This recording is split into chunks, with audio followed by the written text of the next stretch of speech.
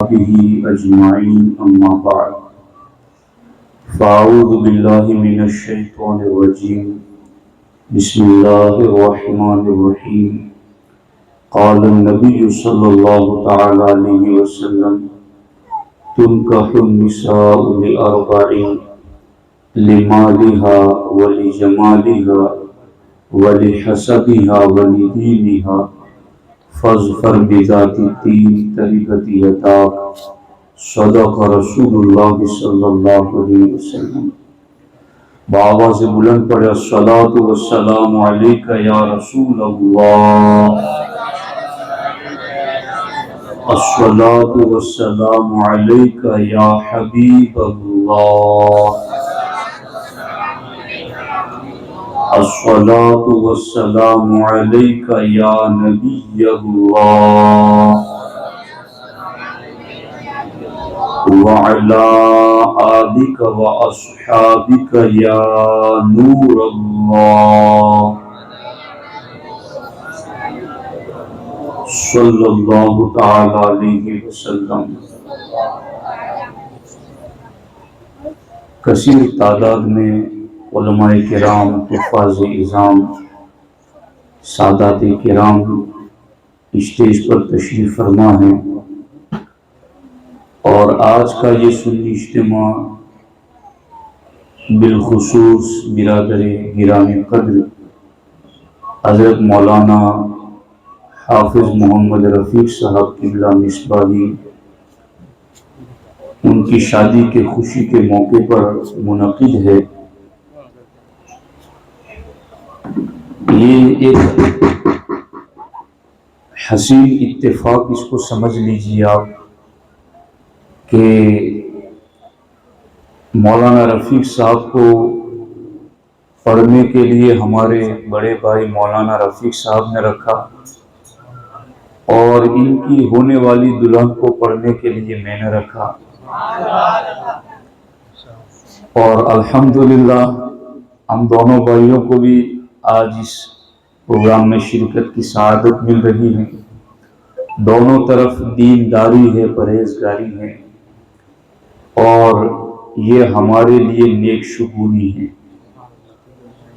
اللہ کریم کی بارگاہ میں دعا ہے رب ذوالجلال اس نسل کو نسل کریم بنا دے۔ اللہ تبارک و تعالی میاں بیوی دونوں کو خیر و عافیت کے ساتھ پرسکون خوشحال زندگی نصیب فرمائے۔ بہت پرنور ماحول میں آپ حافظ محمد صاحب سے کلام رضا تضمین کے ساتھ سن رہے تھے۔ ایمان میں تازگی محسوس ہو رہی تھی۔ اللہ تعالیٰ ان کے درد میں، سوز میں مزید برکتیں عطا فرمائیں۔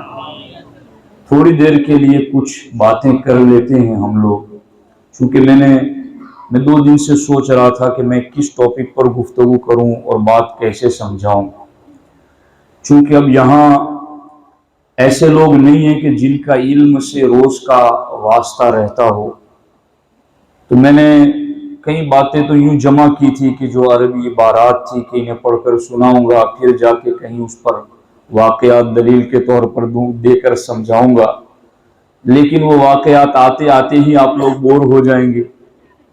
تو میں نے چاہا کہ پھر شروع سے ہی جو آپ کی پسندیدہ غذا ہے وہیں سے آپ کو کھلانا شروع کر دوں۔ دوستان محترم، میری عورتوں سے بھی گزارش ہے کہ وہ بھی دھیان سے سنیں، آپ بھی دھیان سے سنیے۔ سب سے پہلے ہم کہیں بھی رہے، کسی بھی علاقے میں رہے، ہمیں یہ چیز نہیں بھولنی چاہیے کہ ہم مسلمان ہیں، اور ہم نے کلمہ پڑھنے کے بعد اپنی جان اور مال دونوں اللہ کو جنت کے بدلے میں دے دیا ہے۔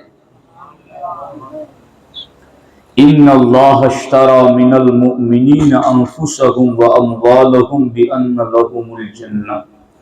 اللہ فرماتا ہے میں نے ایمان والوں کی جان اور مال جنت کے بدلے میں خرید لی ہے۔ تو یہ تو اس کریم کا سودا کتنا بہتر ہے کہ دی ہوئی جان بھی تو اسی کی ہے، دیا ہوا مال بھی تو اسی کا ہے، مگر اس کی دی ہوئی چیز کو پھر وہ جنت دے کر کے خرید رہا ہے. ایک کرم والا کرم ہے. اب اللہ اور اللہ کے رسول نے ہمارے لیے شادی کے کیا اصول دیے ہیں. اسلام کوئی ایسا مذہب نہیں ہے کہ جس میں صرف نماز کا طریقہ بتایا گیا ہو کہ چلو اب تم مسجد کی چار دیواری میں آ گئے تو تم ٹوپی پہن لو، تم وضو کر لو، تم قبلے کی طرف کھڑے ہو جاؤ، تم ہاتھ باندھ کر کے ثنا پڑھو، رکوع میں یہ پڑھو، سجدے میں یہ پڑھو. وہ تو سارا کچھ اسلام بتاتا ہی بتاتا ہے، مگر اسلام یہ بھی بتاتا ہے کہ دکان پہ کھڑے رہ کے تجارت بھی کیسے کرنی ہے. اسلام یہ بھی بتاتا ہے کہ تم نے بڑوں کے ساتھ سلوک کیسے کرنا ہے، تم نے چھوٹوں کے ساتھ شفقت کیسے کرنی ہے. اسلام یہ بھی بتاتا ہے کہ تم نے پڑوسیوں کے ساتھ سلوک کیسے کرنا ہے. حتیٰ کہ اسلام یہ بھی بتاتا ہے کہ تم نے جانوروں کے حقوق کیسے ادا کرنے ہیں. بلکہ میں آپ کو بات بتاؤں تو آپ حیران رہ جائیں گے. حیات الحیوان میں یہ بھی روایت لکھی ہوئی ہے کہ ایک مسلمان اگر جانور رکھتا ہے اپنے گھر کے پاس تو چونکہ وہ بے زبان ہیں، آپ کو اپنی بولی نہیں سمجھا سکتا، نہ تم اس کی بولی سمجھ سکتے ہو، تو اسلام کہتا ہے تم دن میں 70 یعنی 70 مرتبہ اس کے سامنے چارہ اور پانی پیش کرو. 70 مرتبہ اس کے سامنے چارہ اور پانی پیش کرو.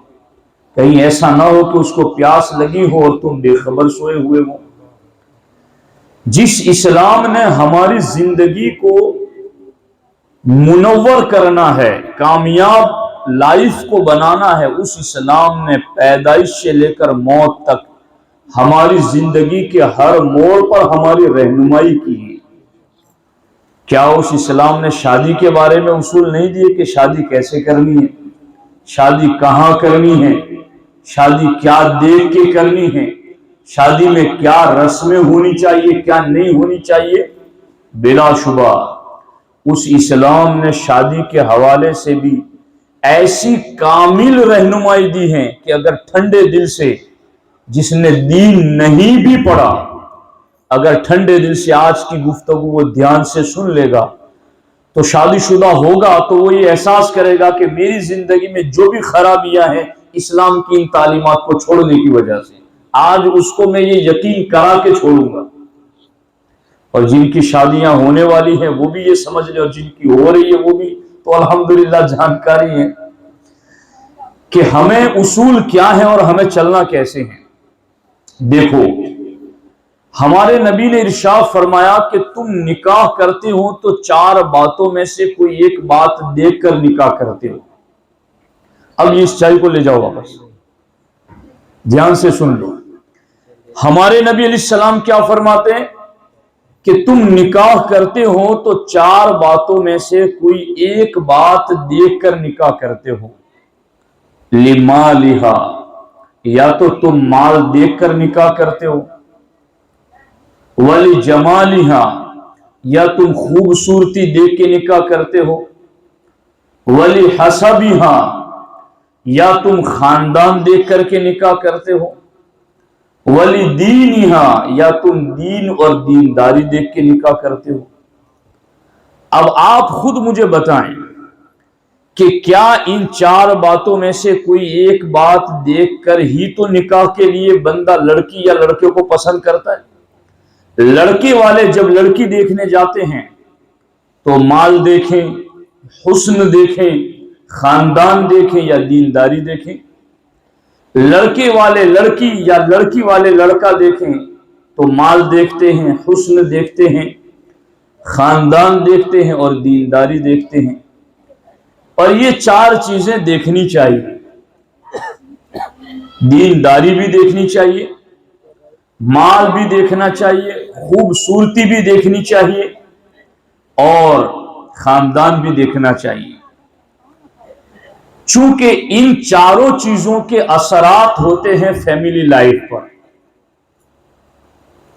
بن دیکھے اگر نکاح کر دیا تو اب پوری زندگی تو میں چلتی رہتی ہے. میں نے تو تمہیں دیکھا ہی نہیں تھا، اپنے ماں باپ کے کہے پر شادی کر لی.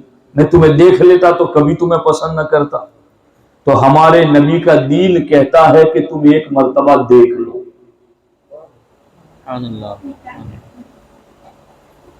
اب مالداری دیکھنی ہے تو تم اس اعتبار سے بھی دیکھ لو کہ تم کس بندے کو تلاش کرنا چاہتے ہو کہ وہ تمہارے لیول کا معیار کا ہے۔ تم خاندان دیکھنا چاہتے ہو وہ بھی دیکھ لو۔ یہ ساری چیزیں دیکھنے کے لیے کہی گئی، لیکن ایک بات ہوتی ہے نا کہ بھائی شادی میں 4 قسم کے کھانے بنانے ہیں تو ٹھیک ہے، یہ مٹھائی یہ مٹھائی یہ مٹھائی تو یہ بناؤ گے تو ٹھیک ہے، لیکن یہ دال چاول تو ہونے ہی چاہیے، ایک مثال کے طور کہ یہ چیز تو ہونی چاہیے، اس کی ڈیمانڈ ہے۔ تو اب 4 چیزیں ہمارے نبی نے بتا دی کہ تم ان میں سے کوئی ایک بات دیکھ کر نکاح کرتے ہو، مگر سرکار نے فرمایا فَاظْفَرْ بِذَاتِ الدِّينِ، تم میرے امتی ہو، اب میرا حکم تم پر چلے گا۔ تم مسجد میں جاتے ہو تو میرے حکم پر تم طہارت کرتے ہو، تم میرے حکم پر قبلے کی سمت کھڑے رہتے ہو، تم میرے حکم پر ستر عورت اور کپڑوں کو، جسم کو کپڑوں سے ڈھانپ کر نماز پڑھتے ہو۔ جس طرح میرا حکم مسجد میں چلتا ہے، میرا حکم یہاں بھی چلے گا۔ سرکار نے فرمایا فَاظْفَرْ بِذَاتِ الدِّينِ، میرے امتی ہو تو میں تمہیں حکم دے رہا ہوں کہ تمہیں باقی چیزوں کو بعد میں دیکھنا ہے، پہلے دینداری کو دیکھنا ہے،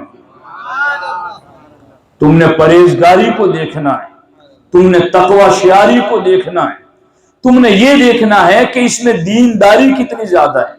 لڑکے والے جب لڑکی تلاش کریں تو یہ دیکھیں کہ یہ لڑکی باحیا کتنی ہے، اس لڑکی میں شرم اور حیا کتنی ہے، اس لڑکی میں پردے کا لحاظ کتنا ہے، اس لڑکی کے اندر اپنی ماں کی رسپیکٹ کرنا کتنا ہے، اس لڑکی کے اندر اس کا مزاج کیسا ہے، دین کے حوالے سے اس کی سوچ کیا ہے۔ لڑکی والے جب لڑکا دیکھنے کے لیے چلے تو وہ بھی یہ دیکھیں کہ لڑکا اخلاق مند کتنا ہے، لڑکا دیندار کتنا ہے، لڑکا پرہیزگار کتنا ہے۔ خدا کی قسم اپنی بیٹی کے لیے اگر تم کسی بیٹے کو یہ دیکھنا چاہتے ہو کہ یہ میری بیٹی کا گھر آباد کرے گا یا نہیں کرے گا، اور اگر کوئی لڑکے والے یہ دیکھنا چاہتے ہیں کہ میرے بیٹے کے ساتھ یہ لڑکی حسن سلوک سے پیش آئے گی یا نہیں آئے گی، تو دونوں طرف کے لوگ یہ دیکھ لیں کہ یہ لڑکا جس نے ہم نے اپنی لڑکی کے لیے بطور دولہا پسند کیا، یا یہ لڑکی جسے ہم نے اپنے بیٹے کے لیے بطور دلہن پسند کیا، یہ اللہ رسول کے فرما بردار ہے یا نہیں۔ اگر اللہ و رسول کے فرما بردار ہوں گے تو اللہ و رسول ان دونوں کو ایک دوسرے کے فرما بردار بنا دیں گے۔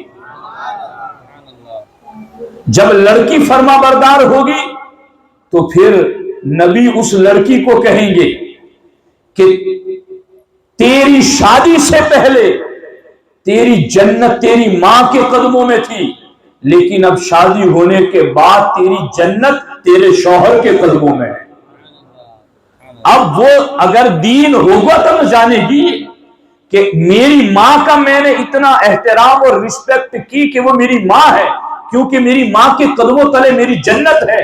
اب اسے نبی کا فرمان پتا ہوگا کہ نبی نے تو یہ کہا ہے کہ شوہر کے قدموں تلے بھی جنت ہے، تو اب وہ ہمیشہ اپنی جنت سے جڑی رہے گی۔ اور جب شوہر دیندار ہوگا، شوہر پرہیزگار ہوگا، شوہر عاشق رسول ہوگا، شوہر اگر دین کی تعلیم رکھنے والا اور دین کا علم رکھنے والا ہوگا تو پھر وہ بھی یہ جانے گا کہ میرے رب نے قرآن میں کہا ہے فَإِن كَرِهْتُمُوهُنَّ فَعَسَىٰ أَن تَكْرَهُوا شَيْئًا وَيَجْعَلَ اللَّهُ فِيهِ خَيْرًا كَثِيرًا، کہ میرے رب نے مجھے کہا چلو میری عورت کی یہی بات تو مجھے پسند نہیں ہے کہ اس کے ہاتھ کی روٹی اچھی نہیں بنتی، اس سے سالن اچھا نہیں بنتا، یا اس کی یہ کمی ہے وہ کمی ہے، تو کوئی بات نہیں، میرے اللہ نے مجھے یہ کہا ہے فَإِن كَرِهْتُمُوهُنَّ، کہ اگر تمہیں اپنی بیوی کی کوئی ایک بات ناپسند ہو فَعَسَىٰ أَن تَكْرَهُوا شَيْئًا، تو ہو سکتا ہے کہ تمہیں کوئی ایک بات ناپسند ہو وَيَجْعَلَ اللَّهُ فِيهِ خَيْرًا كَثِيرًا، اور اللہ نے اسی میں میرے لیے بہت ساری بھلائی رکھی ہو، تو دین ہوگا تو مرد بھی یہ سمجھے گا، دین ہوگا تو عورت بھی یہ سمجھے گی، اور جہاں دین ہی نہیں ہوتا وہاں چند دن نہیں گزرتے کہ شکوک اور شبہات شروع ہو جاتے. کس کا فون آ رہا ہے تم پہ، کس سے بات کر رہے ہو تم، جس نے اپنی زندگی تمہارے حوالے کر دی، تم اس پر اعتماد کیوں نہیں کر رہے، تم اسے دین کیوں نہیں سکھا رہے ہو؟ آپ غور کریں کہ یہ دین نہ ہونے کی وجہ سے نقصانات ہیں. آپ پہلے دیکھیں کہ طلاق کی اتنی شرح نہیں تھی مسلمانوں میں جتنی آج بڑھتی چلی جا رہی. اس کی وجہ کیا ہے کہ انہوں نے دین نہیں سیکھا. فیملی لائف انہوں نے سیریلوں سے سیکھی، فیملی لائف زندگی گزارنے کا طریقہ انہوں نے سیریلوں سے سیکھا. تو سیریلوں میں جو ڈرامہ بتایا گیا یہی ڈرامہ ان کی زندگی بن گئی، ان کی زندگی خود ایک ڈرامہ بن گئی، اور جو سیریلوں کا اینڈ ہوا وہی ان کی زندگیوں کا اینڈ ہوا. اس میں یہی تو بتایا گیا. ایک عورت کو وہاں یہ سکھایا جاتا ہے کہ اپنے شوہر کو بیوقوف بنا کر کئی مردوں سے کیسے رابطہ رکھا جائے، اور شوہر کو یہ سکھایا جاتا ہے اپنی عورت کو بیوقوف بنا کر کئی عورتوں سے کیسے رابطہ رکھا جائے. جہاں سے جو سیکھ رہا ہے وہیں سے اس کے نتیجے ان کی زندگیوں میں برآمد ہو رہے ہیں. میں پڑھا کر کے تمہیں یقین دلاتا ہوں اس بات کا، کروڑوں ماں باپ مل کر کے بھی اپنی اولاد کا اتنا بھلا سوچ بھی نہیں سکتے جتنا ہمارے نبی اپنی امت کا بھلا بتا کر گئے. ہمیں آنکھیں بند کر کے فالو کرنے کی ضرورت ہے، ہمیں صراط مستقیم پر چلنے کی ضرورت ہے. ہم کون ہوتے ہیں جو یہ سوچیں کہ دین یہ کہہ رہا ہے، نہیں مولانا ہماری سوچ یہ کہہ رہی ہے اب دین پر عمل کریں گے تو ایسا نہیں چلے گا، ہمیں تو لائف گزارنی ہے، ہمیں انجوائے کرنی ہے. تو پھر یہی زندگی، یہ جو علماء ہیں نا یہ آپ کی اسٹیج پر بیٹھے ہیں، کروڑوں اربوں پتیوں سے زیادہ خوشحال زندگی یہ لوگ گزار رہے ہیں. ان کے بیوی بچے بھی ان کے ساتھ اتنے مطمئن ہیں کیونکہ یہ دین جانتے ہیں، ان کے پاس دین کا علم. اب میں آپ کو آگے بتاؤں. عبداللہ ابن مبارک رضی اللہ تعالیٰ کون ہیں؟ امیر المومنین فی الحدیث، امام اعظم ابو حنیفہ کے شاگرد. امیر المومنین کا مطلب آپ کو نہیں پتا، حدیثیں جو ہوتی ہیں نا ان حدیثوں کے اماموں میں سے ایک بڑا امام، اتنے بڑے عالم. ان کے والد صاحب غلام تھے، ایک شخص کے باغ میں غلامی کرتے تھے. اس کے باغ میں انگور کے درخت لگے تھے تو وہاں انگور کی دیکھ بھال کرتے تھے. ایک مرتبہ باغ کا مالک آیا باغ میں اور آ کر اس نے کہا کہ ذرا انگور توڑ کے لاؤ. لائے، اس کے سامنے رکھے، انہوں نے کھائے تو کھٹے نکلے.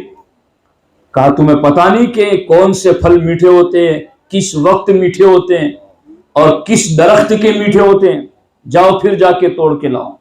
3 مرتبہ اس طرح سے جدا جدا درختوں کے پھل توڑ کے لائے تو ترش ہی نکلے، کھٹے ہی نکلے. تو ڈانٹتے ہوئے کہا کہ کیا تم نے ابھی تک کوئی پھل چکھا نہیں کہ تمہیں پتا نہ ہو؟ کہا اب اگر تم نے پوچھ لیا ہے کہ پھل چکھا نہیں تم نے تو اب میں تمہارے لیے یہ بات بتانے کا پابند ہوں کہ میں تمہیں یہ بات بتاؤں کہ ہاں آج تک میں نے تمہارے باغ کا ایک بھی پھل چکھا تک نہیں ہے. اب یہاں یہ بھی بات ہے کہ کئی لوگوں کے ذہنوں میں یہ بات بھی ہوتی ہے کہ راتوں رات ہمیں مالدار کیسے بننا ہے. ایک بات یاد رکھنا، ماں کے پیٹ میں 4 مہینے کا جب ہمارا جسم تیار ہو چکا تھا، حدیث پاک میں اسی وقت ہمارا رزق لکھ دیا جا چکا تھا، اور اس وقت تک تمہیں موت نہیں آئے گی جب تک تم رزق کمپلیٹ نہ کر لو. اب راتوں رات مالدار بننے کی جو خواہشیں ہیں نا وہ بھی بڑے بڑے جرائم اور کرائم پیدا کر دیتی. اب یہاں دیکھو، عبداللہ ابن مبارک کے والد صاحب مبارک غلام تھے، मालिक ने पूछा तो कह दिया कि मैंने चखा तक नहीं। उसे ताज्जुब हुआ कि क्या ऐसा भी कोई बंदा हो सकता है तो इतना परहेजगार हो। तो उसने अपनी बीवी से जाके बात की कि ये मुबारक तो बड़ा कमाल का बंदा है। अब उसी मालिक की एक बेटी थी और उसकी अकलौती एक बेटी ही थी, और बड़े बड़े मालदारों के यहां से उसके यहां निकाह के पैगामात आए थे, मगर अभी तक वो कंफर्म नहीं कर सका था कि मैंने अपनी बेटी का रिश्ता कहां करना है। अब जब उसने मुबारक की दीनदारी देखी ना, तो उसने कहा, मुबारक से मशवरा लिया और मुबारक को कहा कि मुबारक, अब तुम्हारी दीनदारी मैंने देखी है तो मैं तुमसे मशवरा चाहता हूं। तो मुझे ये बताओ कि मेरी बेटी के लिए बड़े बड़े सरमायादारों के यहां से रिश्ते आए हैं, मैं कहां निकाह करूं अपनी बेटी का। तवज्जो है आपकी, ध्यान से सुनिए। मुबारक ने मशवरा देते हुए कहा कि इस्लाम दुनिया में नहीं आया था, हमारे नबी अलैहिस्सलाम ने इस्लाम का ऐलान नहीं किया था, उस वक्त तक अरब कौम जाहिलियत के जमाने में नसब और खानदान देख के रिश्ते करती थी कि आला खानदान होगा तो रिश्ता कर लेंगे, बाकी कुछ नहीं देखना। और यहूदी लोग ये हुस्न देख करके निकाह करते हैं कि वो हुस्न और खूबसूरती देखते हैं, बाकी उनको कुछ नहीं देखना है। और ईसाई लोग मालदारी देखकर निकाह करते हैं कि बस माल होना चाहिए, फिर शक्ल कैसी हो, खानदान कैसा, उससे कोई लेन देन नहीं। तो जमाने जाहिलियत के अरब के लोग सिर्फ खानदान देखते, यहूदी सिर्फ हुस्न देखते, ईसाई सिर्फ माल देखते। मगर ए मेरा मालिक, तू मालिक है, मैं गुलाम हूं, मगर एक रिश्ता मेरा तेरा बराबर है, वो ये है कि मैं भी हुजूर का गुलाम और तू भी हुजूर का गुलाम। और मेरे तेरे नबी ने ये कहा है कि तुम जब अपना निकाह करना चाहो तो पहले दीनदारी देखना फिर निकाह करना, परहेजगारी देखना फिर निकाह करना। तो मेरा अगर मशवरा तुम लेना चाहते हो तो मेरी राय ये है कि अब तुम ये न देखो कि कौन मालदार है, किसका खानदान कैसा है, तुम पहले दीनदारी देखो। दीनदारी मिल जाए तो वहां रिश्ता तय कर दो। अब ये घर आए, अपनी बीवी से मशवरा कर रहे हैं। देखो यहां पर बीवियां भी हमारी हमें क्या मशवरे देती हैं। मैं इन औरतों की खिदमत में भी अदबन अर्ज करूंगा कि दीनी सोच पैदा करो अपने ज़हनो दिमाग में, एक दिन मर जाना है और जवाब देना है अपनी जिंदगी का। में कुछ तो करो दीन के लिए, कुछ तो करो कब्र और आखिरत के लिए। अब औरत की पोजीशन क्या होनी चाहिए? हमारे नबी अलैहिस्सलातु वस्सलाम इरशाद फरमाते हैं कि जिसे तीन चीजें मिल जाए ना वो खुश नसीब हैं। कल्बन शाकिरा व लिसानन ज़ाकिरा व ज़ौजतन मुअमिनतन तुईनु अहदकुम अला नवाइबिल हक।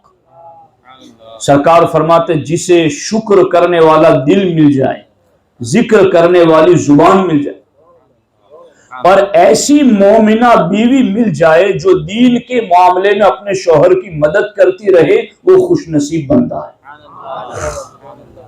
अब हमारी बीवियां दीन के मामले में मदद करती है नहीं करती? करती हैं तो अल्लाह और बरकत दे, नहीं करती हैं तो आज से शुरू करें। शौहर को नमाज के लिए जगाएं, उसको रोजे नहीं रखता तो रोजे का इसको पाबंद बनाएं, ये ज़कात नहीं देता तो इसको टोक करके माल की ज़कात निकलवाओ। दीन के मामले में शौहर की मदद करें। अब जब वो बाग का मालिक घर आया, कहा कि मैंने मुबारक से मशवरा लिया तो उसने कहा है कि जमाने जाहिलियत वाले तो सिर्फ खानदान देखते थे, यहूदी सिर्फ हुस्न देखते हैं, ईसाई सिर्फ माल देखते हैं, मगर हम नबी के उम्मती हैं तो उन्होंने हमें दीनदारी देखने का हुक्म दिया है। तो ऐ मेरी बीवी, मैं तुझसे मशवरा करता हूं कि दीनदार अगर शौहर ढूंढना है तो मेरी नजर में मुबारक से बेहतर दीनदार कोई नौजवान नहीं। देखो दीनदारी गुलाम को उठा करके कहां तक पहुंचाती है। لوگوں نے کہاں عزتیں دیکھی اور کہاں غلاظتوں میں عزتیں ڈھونڈ رہے ہیں، گندگیوں پر مکھیوں کی طرح گر رہے ہیں، اور انہیں لگتا ہے کہ یہاں عزتیں ہماری۔ وَلِلَّهِ الْعِزَّةُ وَلِرَسُولِهِ وَلِلْمُؤْمِنِينَ، عزت اللہ رسول کی ہے اور دیتے ایمان والوں کو ہیں۔ اب اس بیوی نے کیا جواب دیا؟ بیوی نے کہا کہ آپ بیٹی کے باپ ہیں، آپ اپنی بیٹی کے حق میں کوئی غلط فیصلہ تھوڑی کریں گے۔ اگر میں بیٹی کی ماں ہوں اور اس پر شفقت کرتی ہوں تو آپ بھی تو بیٹی کے باپ ہیں۔ اگر آپ نے نبی کا حکم سنا ہے اور نبی کا حکم سن کر کے آپ تیار ہیں بیٹی غلام کے ساتھ دینے کے لیے، تو آپ کی رضا میں بھی راضی ہوں۔ رشتہ طے ہو گیا۔ اب کتنی جھٹ پٹ مالداری آئی پتہ ہے؟ رشتہ کرنے کے بعد اس مالک نے اپنی آدھی جائیداد مبارک کے نام کر دی۔ یہ ہے، یہ چیز ہے، غور کیجیے اس پر، بار بار غور کیجیے، سمجھنے کی باتیں۔ اب نکاح ہوا، مبارک بیوی کو گھر لے گئے، اور اس کے بعد انہوں نے 40 دن تک اپنی بیوی کو اپنے ہاتھ کی کمائی پہلے کھلائی، قریب نہیں گئی۔ تو مالدار کی بیٹی ہے، پتہ نہیں اس نے کہاں کا کیسا رزق کھلایا ہو، اور سرکار نے فرمایا کہ ایک لقمہ بھی حرام کا ہوگا تو 40 دن تک دعائیں قبول نہیں ہوگی، تو میں تجھے اپنے ہاتھ کی کمائی 40 دن تک کھلاؤں گا، پھر تیرے قریب آؤں گا۔ جب باپ اتنا دیندار تھا تو اس کی نسل میں اللہ نے امیر المومنین عبداللہ ابن مبارک پیدا فرمایا۔ یہ دینداری کی برکتیں۔ لوگ بہت پر تول رہے ہیں کہ ہم مر بھی جائیں تو ہمارا نام باقی رہے۔ یہ ہے نام باقی رکھنے والے اصول۔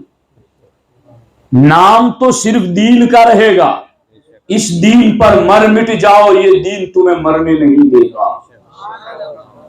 اس دین پہ مر مٹ جاؤ، یہ دین تمہیں مرنے نہیں دے گا۔ چونکہ ہمیں تو جانا ہے مگر دین نے نہیں جانا، دین نے یہی رہنا ہے۔ صدیاں گزر گئی عبداللہ ابن مبارک، 1200 سال گزر گئے، مگر آج بھی ممبروں پر، مسجدوں میں صلحاء صالحین علماء، ان کی زبانوں پر ان کے نام کے تذکرے موجود ہیں۔ یہ ہے عزت کمانے کا ذریعہ کہ دین کے ذریعے عزت کماؤ۔ اب آج ہم نے بھی سوچنا ہے کہ ہم دینداری کو دیکھ کر رشتہ کرتے ہیں نہیں کرتے۔ اب یہاں میں ایک بات بتاؤں آپ کو، حضرت سفیان بن عیینہ، یہ بھی بہت بڑے محدث گزرے، اسی زمانے کے ہیں۔ ان کے پاس ایک بندہ آیا اور اس نے اپنی بیوی کی شکایت کی کہ حضرت میری بیوی ہمیشہ لوگوں کے سامنے میری بے عزتی کرتی ہے، تو میں کیا کروں، ایسا میرے ساتھ کیوں ہو رہا ہے؟ تو محدث تھے، حدیث کا علم تھا ان کے پاس۔ انہوں نے کہا کیا تم نے اس عورت کے ساتھ نکاح اس لیے کیا تھا کہ اس سے نکاح ہو جائے تو تمہیں عزت مل جائے؟ کہا ہاں، میں نے اس کے ساتھ نکاح اسی لیے کیا تھا کہ یہ بڑی عزت والی ہے، تو میں اس کے ساتھ نکاح کروں گا تو میں بھی عزت والا بن جاؤں گا۔ کہ تجھے حضور کا فرمان ہی پتہ نہیں تھا، من تزوج امرأة لعزها لم یزدہ اللہ الا ذلا، کہ اللہ کے رسول علیہ السلام کا فرمان ہے کہ جس نے دینداری نہیں دیکھی، صرف عزت دیکھ کر نکاح کیا، اللہ اس کو اور زیادہ ذلیل کر دے گا۔ تو تیرے ساتھ وہی ہو رہا ہے جو حضور نے کہا ہے۔ اب سفیان بن عیینہ نے اس کو تو بات سنا دی، مگر اب اپنی آپ بیتی سنانے لگے۔ سفیان بن عیینہ کہتے ہیں کہ ہم 4 بھائی ہیں، محمد، عمران، ابراہیم اور ایک میں خود سفیان، ہم 4 بھائی ہیں۔ ہے نا توجہ آپ کی؟ ہاں۔ سفیان بن عیینہ کہتے ہیں میرے پہلے بھائی محمد نے جب نکاح کیا تو اس نے اپنے سے بڑے خاندان میں نکاح کیا اور اس کی خواہش یہ تھی کہ یہ بڑے لوگ ہیں، ان کے ساتھ گھر شادی کروں گا تو میں بھی بڑا ہو جاؤں گا. جی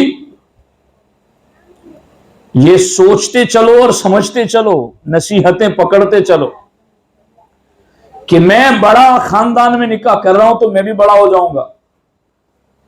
تو میں نے دیکھا کہ یہ تو اور زیادہ ذلیل اور کمینہ ہو گیا. میرے دوسرے بھائی نے مالداری عورت کو دیکھ کر رشتہ کیا کہ یہ مالدار ہے تو اس کا مال میرے کام آئے گا، میں بھی لمحوں میں مالدار ہو جاؤں گا. جی تو میرے بھائی نے مال دیکھ کر نکاح کیا تو وہ اور زیادہ محتاج ہو گیا. تو فرماتے ہیں کہ میں نے اپنے دونوں بھائیوں کا حال دیکھا تو اس کے بعد میری ایک محدث سے ملاقات ہوئی. تو میں نے اس محدث سے کہا کہ میرے دو بھائیوں کا حال دیکھ کر میں پریشان حال ہوں کہ انہوں نے شادیاں کی ہیں تو دونوں پریشان حال ہیں، تو میں کروں یا نہ کروں؟ آپ کی کیا رائے ہے اس حوالے سے؟ اب کئی لوگ اس وجہ سے بھی نوجوان شادیاں نہیں کرتے کہ یار میں نے فلاں کو دیکھا ہے اس کا کیا حال ہے تو میں نے تو کرنا ہی نہیں ہے بھائی. تو ایسا نہیں ہوتا ہے کہ ہر جگہ ایسا ہی حال ہو. تو اب یہ عبداللہ حضرت سفیان بن عیینہ نے اس محدث سے پوچھا تو انہوں نے بتایا کہ تمہارے دونوں بھائیوں کا جو واقعہ ہے نکاح کا وہ بتاؤ. کہا ایک بھائی نے بڑا خاندان دیکھ کے نکاح کیا اور دوسرے نے مالدار دیکھ کے نکاح کیا. کہا پھر حدیث سنو حضور کا فرمان کیا ہے کہ من تزوج امرأة لحسبها لم يزده الله الا دناءة، کہ جس نے کسی عورت سے نکاح صرف خاندان دیکھ کے کیا اللہ اس کو اور زیادہ کمینہ کر دے گا، اور جو کسی عورت سے نکاح صرف اور صرف مالداری دیکھ کر کرے گا اللہ اس کو اور زیادہ محتاج کر دے گا. تو لیکن حضور کا یہ بھی فرمان ہے کہ من تزوج امرأة لدینها بارک اللہ لہ فیہا وبورک لہا فیہ. سرکار نے فرمایا کہ جو دینداری دیکھ کر نکاح کرے گا اللہ ایسے مرد میں عورت کے لیے اور ایسی عورت میں مرد کے لیے برکتیں عطا فرماتا ہے. تو اے سفیان بن عیینہ میں تمہیں مشورہ دیتا ہوں کہ تم دیندار عورت تلاش کرو اور نکاح کر لو تو تم پریشان نہیں ہوگے. تو حضرت سفیان بن عیینہ کہتے پھر میں نے حدیث رسول پر عمل کرتے ہوئے جب نکاح دیندار عورت سے کیا، اللہ اکبر، تو فرماتے جب دیندار عورت سے میں نے نکاح کیا تو اللہ نے مجھے عزتوں سے بھی مالا مال کر دیا اور دولت سے بھی مالا مال کر دیا. اس لیے ساتھیوں اب لمبی باتیں نہیں، آپ لوگوں کو بھی کل کام ہے، لیکن اگر اتنی بات آپ لوگ یاد رکھ لیں تو یہ بہت اچھی بات ہے، اور یہی ہمارا مقصد ہے کہ ہمیں دین سکھانا ہے. ہماری عقلیں کیا کہتی ہیں؟ یعنی میں اس سے یہ نہیں کہنا چاہتا کہ آپ خاندان نہ دیکھیں، حسب نسب نہ دیکھیں، مالداری نہ دیکھیں، حسن و خوبصورتی نہ، یہ چیزیں دیکھیں، آپ ضرور دیکھیں، مگر سب سے پہلے جس چیز کو دیکھنا ہے وہ دین اور دینداری دیکھنا ہے.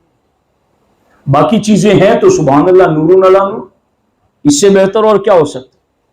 مگر میں افسوس کے ساتھ یہاں کہتا ہوں کہ کئی جگہوں پر دینداری تو نہیں، دین بھی نہیں دیکھا جا رہا کہ یہ سنی ہے یا نہیں.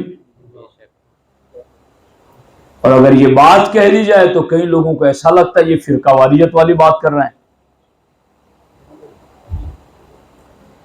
اس لیے مرد بھی سنیں، عورتیں بھی سنیں، جب بھی نکاح کرنا ہو تو رشتہ طے کرنے سے پہلے سنی صحیح العقیدہ دیکھیں.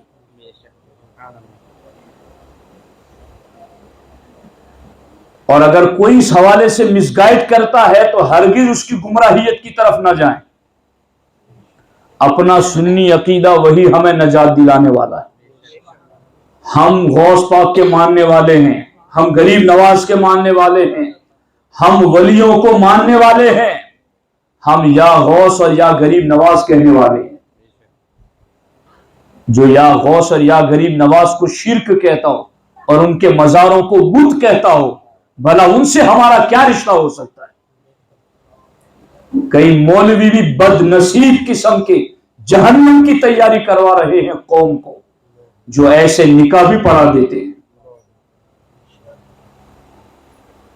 اور قوم ان کی باتوں کو دلیل بناتی ہے۔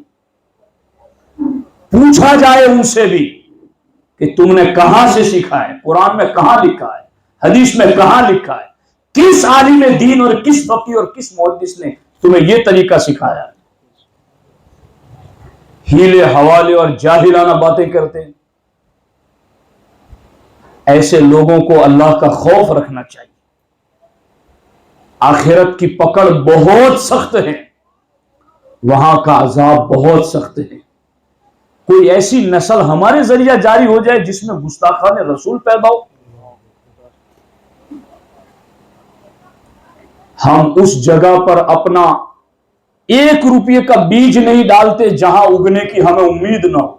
خراب زمین پر عقل مند کسان بیج نہیں ڈالتا ہے، تم انسانیت کا بیج ڈال دیتے ہو بدعقیدگی کی سرزمین پر، اور تم اس کے زنا کے دلال بنتے ہو۔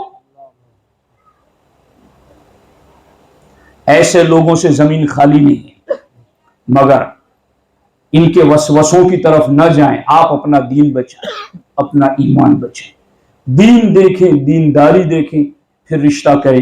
اگر یوں انشاءاللہ چلیں گے تو انشاءاللہ زندگیاں خوشحال ہوگی، پرسکون ہوگی۔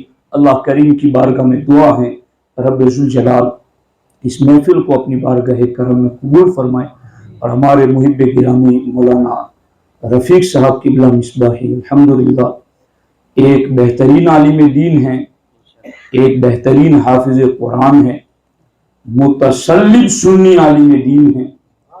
الحمدللہ ہماری دعائیں ان کے ساتھ ہیں، ہماری محبتیں ان کے ساتھ ہیں۔